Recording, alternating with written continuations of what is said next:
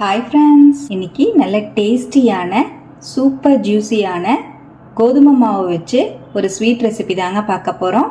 கோதுமை மாவும் தேங்காயும் வச்சு ரொம்பவே சுலபமான இந்த ஸ்வீட்டை ரொம்ப ஈஸியாக செஞ்சிடலாம். அதே மாதிரி டேஸ்ட் ரொம்ப நல்லா இருக்குங்க. கண்டிப்பாக ட்ரை பண்ணுங்க, ரொம்பவே சூப்பராக இருக்கும். இப்போ எப்படி செய்யறதுன்னு பார்க்கலாம். மிக்ஸி ஜாரில் 1 கப் அளவுக்கு தேங்காவை கட் பண்ணி வச்சுருக்கேன், அதை சேர்த்துக்கிறேன். இதோடவே 2 ஏலக்காய் வாசத்துக்காக சேர்த்துக்கலாம். கொஞ்சமாக வெதுவெதுப்பான தண்ணி ஒரு 1/2 கப் போல் எடுத்துருக்கேங்க, அதையும் ஆட் பண்ணிக்கலாம். நம்ம கொஞ்சம் சூடான தண்ணி ஆட் பண்ணி பால் எடுக்கும்போது நமக்கு பால் நிறைய கிடைக்கும், தேங்காய் பால். அதுக்காக தான் இப்போ நல்லா அரைச்சி எடுத்துகிட்டு வந்துடுறேன். இப்போ பாருங்கள், நல்லா நைஸாக அரைச்சி எடுத்துகிட்டு வந்துட்டேன். இப்போ நம்ம ஒரு ஸ்ட்ரெயினர் வச்சு அதில் துணி வச்சு நல்லா புழிஞ்சு எடுத்துக்கலாம். தேங்காய் பால் ஒரு 1/2 கப் போல் நமக்கு தேவைப்படும். அந்த அளவுக்கு நம்ம வர மாதிரி நல்லா புழிஞ்சு எடுத்துக்கலாங்க. இப்போ ஒரு ஸ்ட்ரெயினருக்குள்ளே துணி வச்சுருக்கேன், நல்லா புழிஞ்சு எடுத்துக்கலாம். கொஞ்சம் கூட சக்கை விழுகாத மாதிரி நல்லா பால் மட்டும் நல்லா வர மாதிரி ஃபுல்லாக புழிஞ்சு எடுத்துக்கலாம். இப்போ பாருங்கள், தேங்காய் பாலை நல்லா ஃபுல்லாக நான் புழிஞ்சு எடுத்துட்டேன். நல்லா திக்கான தேங்காய் பால் ஃபஸ்ட்டு 1 கப் அளவுக்கு நம்மளுக்கு கிடச்சிருக்கு. இப்போ கப் மெஷர்மெண்ட்டில் பாருங்கள், 1 கப் அளவுக்கு நல்லா திக்கான தேங்காய் பால் வந்திருக்கு. நமக்கு இன்னும் கூட ஒரு 1/2 கப் போல் தேங்காய் பால் தேவைப்படும். அதுக்காக மறுபடியும் மிக்ஸி ஜார் அலசி அந்த தேங்காய் மிக்ஸ்லேயே நான் சேர்த்துட்டு நல்லா புழிஞ்சு எடுத்து ஒரு 1/2 கப் தண்ணி தேங்காய் பால் நம்ம புழிஞ்சு எடுத்துக்கலாம். இப்போ பாருங்கள், நல்லா தேங்காய் பாலை புழிஞ்சு எடுத்துட்டேன். ஒரு 1/2 கப் போல் தண்ணி தேங்காய் பால் நம்மளுக்கு கிடச்சிருக்கு. இப்போ கரெக்டாக மெஷர்மெண்ட்ஸில் நான் கப் மெஷர்மெண்ட்ஸில் நமக்கு 1/2 கப் போல் தேங்காய் பால் கிடச்சிருக்கு. நீங்கள் எந்த கப்பில் வேணாலும் யூஸ் பண்ணிக்கலாம். ஆனால் கரெக்டான மெஷர்மெண்ட்ஸ் யூஸ் பண்ணி செய்யும்போது ஸ்வீட் நம்மளுக்கு நல்ல சாஃப்டாக கிடைக்கும். இப்போ நான் 1/2 கப் அளவுக்கு தேங்காய் பால் எடுத்து வச்சுருக்கேன். இது இருக்கட்டும். இந்த பக்கம் அடுப்பில் கடாய் வச்சுருக்கேங்க. இதில் ஒரு 2 டீஸ்பூன் போல் நெய் சேர்த்துக்கலாம். இந்த ஸ்வீட்டுக்கு நெய் குறைவாக தான் தேவைப்படும். நெய் சேர்க்காம கூட நம்ம செய்யலாம். 1 டீஸ்பூன் அளவுக்கு ஆயில் கூட நீங்கள் சேர்த்து செஞ்சுக்கலாம். இப்போ இதுலேயே ஒரு 1/4 கப் போல் ரவை சேர்த்துக்கிறேங்க. வெள்ளை ரவை சேர்த்து நெய்லேயே நல்லா வறுத்து எடுத்துக்கலாம். நல்லா ரவை வாசம் வர ஆரம்பிக்கும். இந்த ஸ்டேஜில் ஒரு 3/4 கப் போல் கோதுமை மாவு சேர்த்துக்கிறேங்க. கோதுமை மாவும் ரவையும் நல்லா மிக்ஸ் ஆகிற அளவுக்கு கலந்து விட்டுருவோம். நம்ம கரெக்டாக 1/2 கப் அளவுக்கு தேங்காய் பால் எடுத்திருக்கோம். அதுக்கு கரெக்டாக 1 கப் இருக்கிற மாதிரி நமக்கு கோதுமை மாவும் ரவையும் சேர்ந்த மாதிரி எடுத்துக்கணும். இப்போ 3/4 கப் அளவுக்கு கோதுமை மாவையும் சேர்த்து நல்லா கலந்துக்கிட்டேங்க. ரவையும் கோதுமை மாவும் நல்லா மிக்ஸ் ஆயிடுச்சு. இந்த டைமிங்கில் நம்ம எடுத்து வச்சிருக்கிற தேங்காய் பாலை கொஞ்சம் கொஞ்சமாக சேர்த்து நல்லா மிக்ஸ் பண்ணி விட்டுக்கலாம். ஸ்டவ் ஃபுல்லாக லோ ஃப்ளேமில் தான் இருக்கணும், இல்லைன்னா உங்களுக்கு கட்டிப்பட ஆரம்பிக்கும். அதே மாதிரி லைட்டாக அடிப்பிடிக்க ஆரம்பிச்சிடும். இப்போ பாருங்கள், நான் கொஞ்சம் கொஞ்சமாக தேங்காய் பால் சேர்த்து நல்லா கலந்து விட்டுக்கிட்டே இருக்கேன்.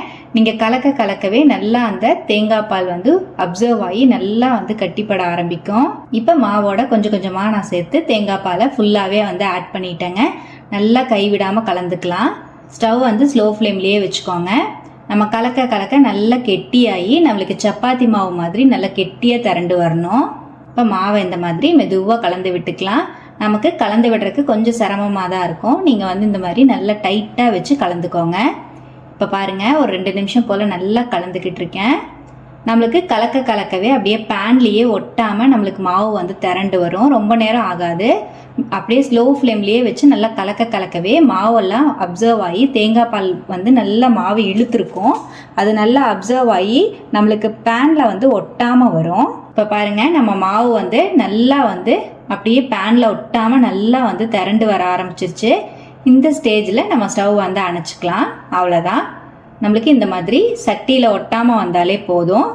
இப்போ இதை நல்ல ரூம் டெம்பரேச்சர் வர அளவுக்கு ஆற விட்டுக்கலாம். இது இருக்கட்டும்.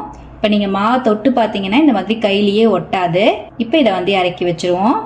இந்த பக்கம் இன்னொரு பேனில் ஒரு 1/2 கப் போல் சர்க்கரை எடுத்துருக்கேங்க.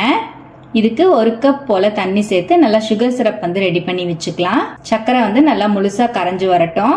உங்களுக்கு ஸ்வீட் அதிகமாக வேண்டாம் அப்படின்னா நீங்கள் 1 கப் போலவே சர்க்கரை சேர்த்து சுகர் சிரப் ரெடி பண்ணிக்கலாம். நல்லா ஜூஸியாக வேணுங்கிறக்காக நான் ஒரு 1/2 கப் போல் சர்க்கரை சேர்த்துருக்கேன். இப்போ சர்க்கரை முழுசாக கரைஞ்சிருச்சுங்க. இதுலேயே ஒரு 2 ஏலக்காவை நல்லா தட்டிட்டு சேர்த்துருக்கேன். ஏலக்காவையும் சேர்த்து நல்லா கலந்து விட்டுட்டேன். இப்போ பாருங்கள், நல்லா சுகர் சிரப் ரெடி ஆயிடுச்சு. நல்லா கரைஞ்சி நம்மளுக்கு அப்படியே கையில் பிசு பிசுன்னு ஒட்டணும். அந்த பக்குவத்துக்கு நம்ம சக்கரை பாகு வந்து ரெடி பண்ணி எடுத்து வச்சுக்கலாம். குலோப் ஜாமுனுக்கெல்லாம் எந்த பதத்தில் சக்கரை பாகு வந்து ரெடி பண்ணுவோமோ அதே பதத்துக்கு நம்ம ரெடி பண்ணிக்கிட்டாலே போதும். இப்போ சக்கரை பாகும் ரெடி ஆயிடுச்சு, அதை எடுத்து வச்சிருவோம். இந்த பக்கம் நம்ம மாவும் பார்த்தீங்கன்னா நல்லா ரூம் டெம்பரேச்சருக்கு வந்துருச்சு. கையில் கொஞ்சமாக நெய் தடவிட்டு சப்பாத்திக்கு எப்படி சின்ன சின்ன உருண்டையாக பிரித்து எடுப்போமோ அதே போல் குட்டி குட்டி பால்ஸாக வந்து பிரித்து எடுத்து வச்சுக்கலாங்க. உங்களுக்கு சப்போஸ் தண்ணியாக இருக்கிற மாதிரி இருந்தாலோ இல்லை ரொம்ப கெட்டியாக இருக்கிற மாதிரி இருந்தால் பால் வந்து சேர்த்துக்கோங்க. ரொம்ப இலக்கமா இருக்கிற மாதிரி இருந்தா லைட்டா கோதுமை மாவு தூவிட்டு நீங்க வந்து மாவு வந்து திரட்டிக்கோங்க. இப்போ ஒவ்வொரு உருண்டையையும் நல்லா கையில வச்சு நல்லா ஃபுல்லா பால் மாதிரி பண்ணிட்டு மெதுவா உள்ளங்கை வச்சு லேசா தட்டி கொடுத்துக்கோங்க. ரொம்ப சன்னமா தட்ட வேண்டாம், லைட்டா தடிமனா இருக்கிற மாதிரி தட்டிட்டு நான் பண்ற மாதிரி பண்ணிக்கோங்க. கொஞ்சம் பாக்குறதுக்கு நல்லா இருக்குங்கிறங்காட்டிக்கு இந்த டிசைன் வந்து நான் பண்றேன். உங்களுக்கு வேண்டாம்னா நீங்க வந்து ஸ்கிப் பண்ணிட்டு அப்படியே தட்டியே வந்து நீங்க எண்ணெயில போட்டு பொரிச்சு எடுத்துக்கலாம். இப்போ இது போல லைட்டா உள்ளங்கையில ப்ரெஸ் பண்ணிட்டு நடுவில் ஒரு விரல் வச்சு எல்லாம் அழுத்தம் கொடுத்துட்டு ஒரு கத்தியோ இல்லைன்னா ஒரு ஸ்பூனோ வச்சு இந்த மாதிரி சைடெல்லாம் வந்து கோடு போட்டு விட்டீங்கன்னா பார்க்க அழகா இருக்கும். குழந்தைங்க வந்து என்னமோ டிஃப்ரெண்டா இருக்கேன்னு சொல்லிட்டு என்ஜாய் பண்ணி சாப்பிடுவாங்க. அவ்வளவுதான். இதே போலவே நம்ம மீதி இருக்கிற மாவுலையும் டிசைன்ஸ் வந்து ரெடி பண்ணி எடுத்து வச்சுக்கலாம். இது இருக்கட்டும். இப்போ எல்லா மாவுலையுமே இதே போலவே நான் ரெடி பண்ணி எடுத்து வச்சுட்டேங்க. இப்போ நம்ம ரெடி பண்ணி இருக்கிற ஸ்வீட்டை நம்ம மீடியமான ஹீட்ல இருக்கிற ஆயில்ல போட்டு பொரிச்சு எடுக்கணுங்க. ஹை ஃப்ளேம்ல இருக்கக்கூடாது. மீடியமான ஹீட்ல வந்து ஆயில் சூடுபடுத்தியிருக்கேன், அதுல வந்து நம்ம போட்டு பொரிச்சு எடுத்துக்கலாம். நம்ம போட்டு பொரிச்சு எடுத்து வெளியே எடுக்கிற வரைக்குமே ஆயில் வந்து மீடியம் ஃப்ளேம்லயே தான் இருக்கணும். ஹை ஃப்ளேமுக்கும் வேண்டாம், ஸ்லோ ஃப்ளேமுக்கும் வேண்டாம். நல்லா வந்து ஒரு கோல்டன் ப்ரௌன் கலர்ல வரணும். அந்த அளவுக்கு ஸ்வீட்டை வந்து வேக வச்சு எடுத்துக்கலாங்க. ரெண்டு சைடும் திருப்பி விட்டு வேக வச்சுக்கலாம். போட்ட உடனே திருப்பாம ஒரு 5 செகண்ட் கழிச்சு நீங்க திருப்பி விட்டுக்கோங்க. இப்ப பாருங்க, ரெண்டு சைடுமே நல்லா திருப்பி விட்டு நான் வேக விட்டுக்கிறேன். இப்ப பாருங்க, நல்லா வந்து கலர் வர ஆரம்பிச்சிருச்சு. ரெண்டு சைடுமே நான் திருப்பி விட்டு தான் வேக வச்சுக்கிட்டு இருக்கேன். இப்போ நம்மளோட ஸ்வீட் வந்து ரெடி ஆயிடுச்சுங்க. நல்லா கோல்டன் ப்ரௌன் கலர் வந்துருச்சு பாருங்க. இப்போ நம்ம வெளியே எடுத்துருவோம். இப்போ சுத்தமா நான் எண்ணெயெல்லாம் வடிச்சிட்டு அப்படியே வெளியே எடுத்துக்கிறேன். எடுத்த உடனேயே நம்ம ரெடி பண்ணி வச்சிருக்க சுகர் சிரப்ல வந்து போட்டுக்கலாம். சுகர் சிரப்ல போட்டுட்டு ரெண்டு சைடும் நல்லா சுகர் வந்து சோக் ஆகுற மாதிரி நல்லா வந்து கலந்து விட்டுக்கலாங்க. நல்லா வந்து ஃபுல்லா ஜூஸியா இறங்குற மாதிரி நல்லா இந்த மாதிரி திருப்பி விட்டு ரெடி பண்ணிக்கோங்க. ரொம்ப டேஸ்டா இருக்குங்க. கண்டிப்பா ட்ரை பண்ணி பாருங்க. நம்மளுக்கு அப்படியே லைட்டா குலாப் ஜாமுன் சாப்பிட்ற மாதிரி டேஸ்ட்ல இருக்கும். ரொம்ப சிம்பிளான ரெசிபி, ஆனா டேஸ்ட் சூப்பரா இருக்குங்க. இப்போ மீதி இருக்கிற ஸ்வீட்ஸையும் நான் போட்டு பொரிச்சு எடுத்துக்கிறேன். அவ்வளவுதான். இப்ப பாருங்க, நான் ஒரு 1 மணி நேரம் போல நல்லா சுகர் சிரப்ல வந்து ஊற வச்சிருந்தேன். ஸ்வீட் எல்லாம் நல்லா ஊறி ஜூஸியா இருக்கு. எவ்வளவு ஜூஸியா இருக்கு பாருங்க. பாக்குறக்கே சூப்பரா இருக்குல்ல. டேஸ்டும் ரொம்பவே நல்லா இருக்குங்க. கண்டிப்பா ட்ரை பண்ணி பாருங்க. குழந்தைங்கள்ல இருந்து பெரியவங்க வரைக்கும் ரொம்பவே என்ஜாய் பண்ணி சாப்பிடுவாங்க. நல்ல சாஃப்டான ஸ்வீட்டு இன்ஸ்டண்டா வீட்லயே ரெடி பண்ணியாச்சு. அதுவும் கோதுமை மாவு வச்சு தான் நம்ம ரெடி பண்ணியிருக்கோம். அதனால ரொம்பவே ஹெல்த்தி தான். கண்டிப்பா ட்ரை பண்ணி பாருங்க. ட்ரை பண்ணி பார்த்துட்டு எப்படி வந்ததுன்னு மறக்காம கமெண்ட்லயும் ஷேர் பண்ணுங்க. நம்ம சேனலை இப்பதான் ஃபர்ஸ்ட் டைம் பாக்குறீங்கன்னா ப்ளீஸ் சப்ஸ்கிரைப் பண்ணி சப்போர்ட் பண்ணுங்க. அந்த பெல் ஐக்கானையும் அப்படியே பிரஸ் பண்ணி வச்சுக்கோங்க. அப்பதான் நம்மளோட வீடியோஸ் வந்து உடனுக்குடனே உங்களுக்கு நோட்டிபிகேஷனா வரும். அவ்வளவுதான் ஃப்ரெண்ட்ஸ். நம்ம வீடியோ பிடிச்சிருந்தா லைக் பண்ணி ஷேர் பண்ணி கமெண்ட் பண்ணுங்க. தேங்க்யூ.